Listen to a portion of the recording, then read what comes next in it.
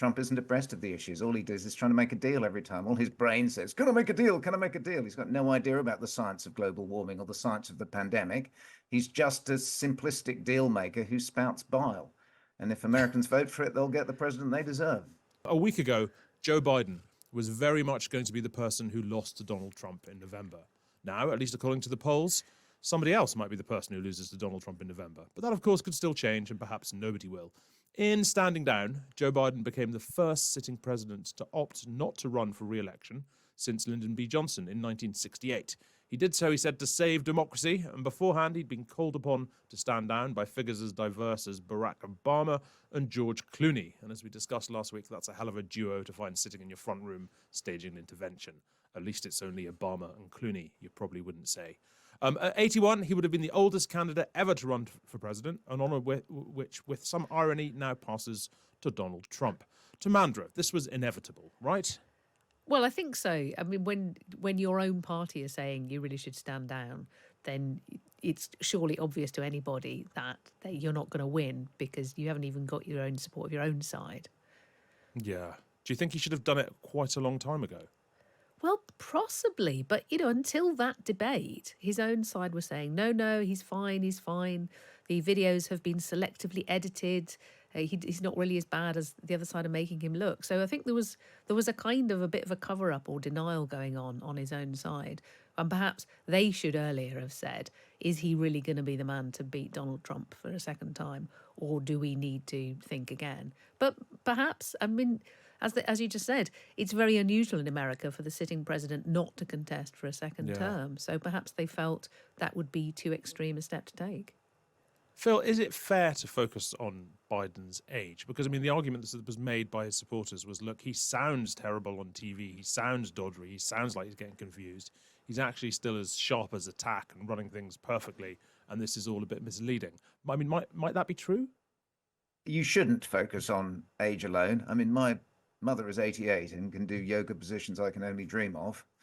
And is really into the news and very articulate and bright. And so it's not about an age thing. And we don't know if he has medical diagnoses, and we shouldn't speculate on that. But I suspect a medical opinion was given to suggest that he may not be able to cope with the rigors of the job and may not be able to cope with it in 4 years' time. I'm a big fan of compassion in politics, and I can't bear people seeing ripped apart in the public spotlight. I know this is what happens when you're, leader of the free world. But that level and degree of scrutiny, yes, there was selective editing, but I suspect, as well as the colleague opinions, there will have been medical opinion to say, that maybe this is the time to hand over. And well done him for doing it, I say. I mean, there's sort of the American friends I have say there is a sort of an elder statesman thing in America. They do generally like the idea of elder statesman, and it usually is a man. But this opens up the most interesting and intriguing battle there's ever been, because the candidates now probably are going to be almost diametrically opposed, and that gives Americans a really good choice. Well, I mean, before we move to Kamala Harris, Timandra, do you think Trump is now going to be attacked on the basis of his age in exactly the same way that Biden was? Because he is quite a lot older than the other candidate. Well, it certainly opens that up for Democrats and others to say, well, if Biden was too old, look at Trump. But I think Phil's right that it's not just about age. It's not just the number. It's how well somebody is coping with thinking on their feet. And yeah, he may well have years of accumulated wisdom because he has had decades in politics. But I suspect the job of president does involve a certain amount of thinking on your feet, not just in public debates, but in the actual job. Whether Trump can say, yes, but I am actually sharp as a tack is another matter. But yes, certainly people who were worried about Biden's age might now turn to Trump and go, oh, okay, well, you're actually also pushing it a bit. And perhaps we will just go for someone a bit younger. This is ridiculously... So I was going to make a ridiculous comparison, but at 62, I'm going back to the Edinburgh Fringe, and I've started to get cataracts. And I have certain conditions, which means it's not wise to wear light-coloured chinos on stage. And I'm thinking, gosh, at 62, if I'm going through that sort of stuff, what must it be like? I mean, there are certain things particularly that happen to men. So, when you put yourself up to that level of public scrutiny, you've got to be absolutely physically and mentally tip-top. And I guess he isn't anymore, but well done for his service.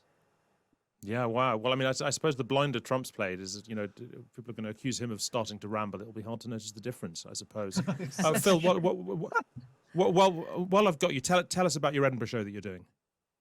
Well, I'm doing two shows. Anticipating the election would be in November, I'm doing a show with Professor Dame Claire Gerada called 50 Minutes to Save the NHS, where we were going to look at all the manifestos, get audience participation, and come up with our own manifesto. But now Labour are in charge, and they've told us the NHS is broken and there's no money to fix it. That's made our show simpler.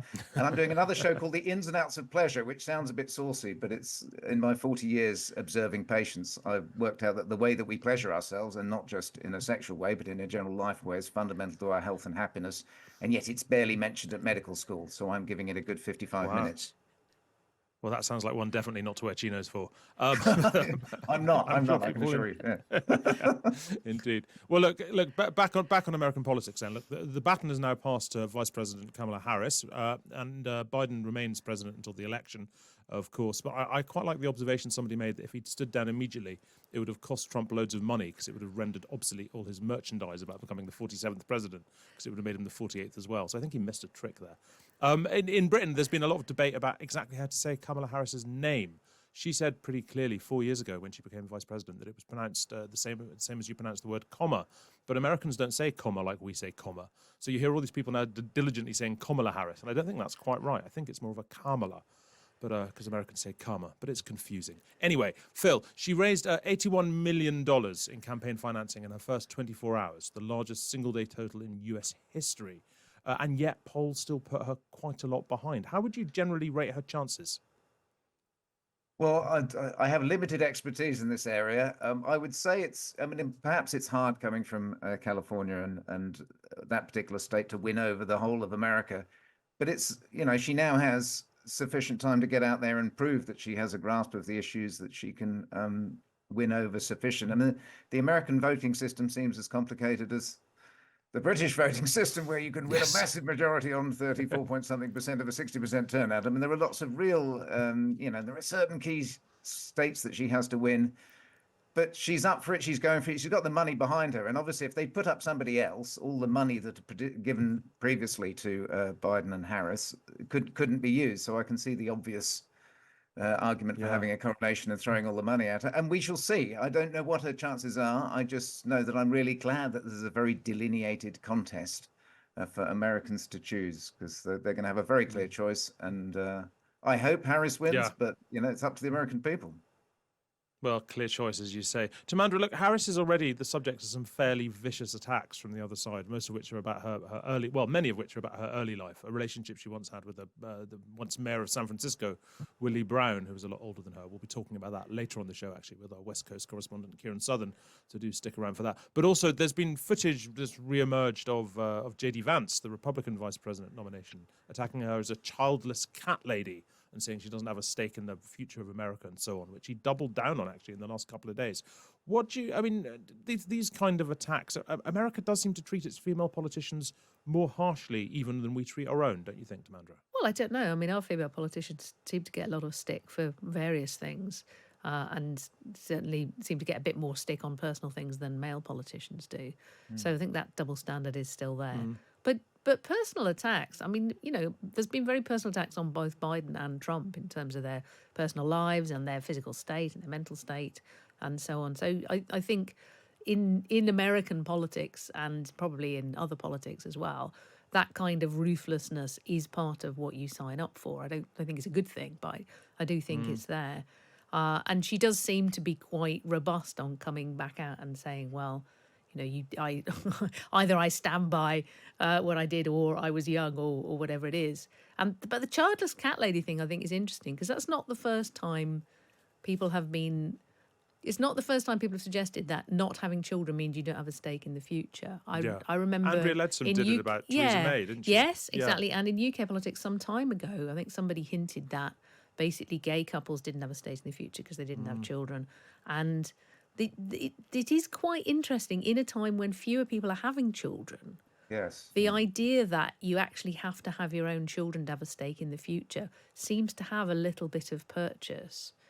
Yeah, that is interesting. Which I don't think is at all fair. Although I would say that because I'm too lazy to have ever had children. So Well, I always think it's quite a revealing criticism of those who make it. They're basically saying the only reason I care about anything is because of my children. I never cared about other human beings. Other human beings might as well be dead to me. It's kind of like it's a fairly remarkable thing to confess as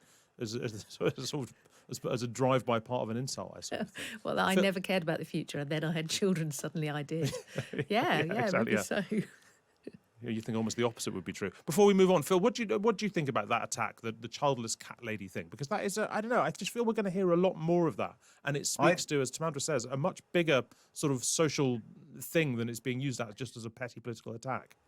I think it's truly abhorrent. There are women who really want to have children and can't. The women who've in the past have taken their lives because they've not been able to have children. There are a lot of women, as we've said, who choose now not to have children. And speaking to a younger cohort, people are saying, I can't afford to have children. I don't want to have children. Are you saying that should exclude me from politics and high office? I don't.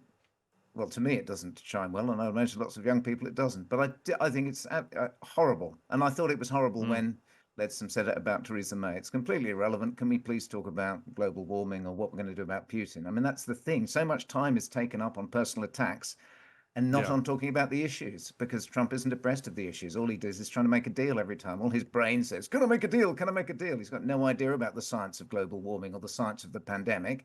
He's just a simplistic deal maker who spouts bile. And if Americans vote for it, they'll get the president they deserve.